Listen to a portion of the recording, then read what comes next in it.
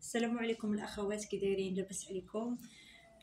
عارفه غبرت على القناه ديال البنات، غبرت يعني غبره صافي بحال نسيتها. دابا صورت هاد الحلويات قلت راه نحط نشاركها مع البنات. المهم هادو الحلويات ديال عالم دنيا المتنوع، هادو حلويات ديال الصابلي واللوز، حلويات مختلفه.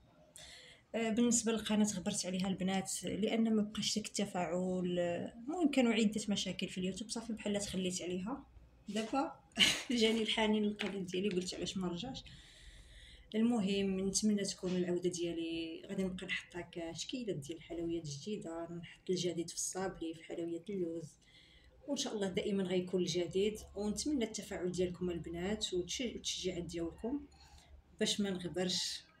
لان فعلا راه دابا تقريبا راه شي عام ولا 8 شهور. المهم ما بقيتش عاقله بالضبط، ما حطيت قناه، ما بقيت كندخل لداك الاستوديو، ما بقيت كنشوف المشاهدات واش طالعين ولا هابطين، ما بقيت نشوف حتى حاجه، صافي بحال نسيتها نهائيا. ونتمنى دابا قررت انني غادي نرجع لليوتيوب.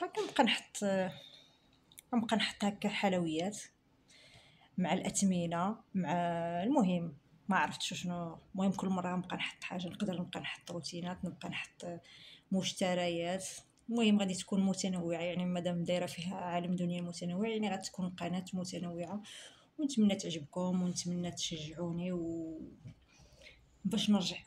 لان فاش ما كتكونش البنات المشاهده وما كيكونوش التفاعل، صافي كيقيسك الاحباط، صافي ما تبقايش قادر بنادم يحط شي حاجه، صافي بحال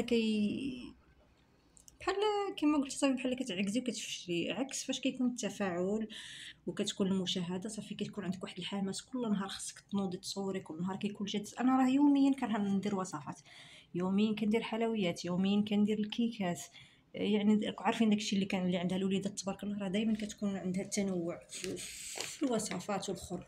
ولكن باش غادي نوض نصور ونمونطي والو، ما عنديش الجهد، صافي ما بقاش عندي داك الجهد ولا السفل انني نوض نصور ونحط المقادير ونمونطي وندير المونتاج وندخل الاشهارات، ما بقاش عندي. ونتمنى العوده ديالي تكون فيها شي لمسات ولا نتوما عاود نتمنى البنات التشجيعات ديالكم.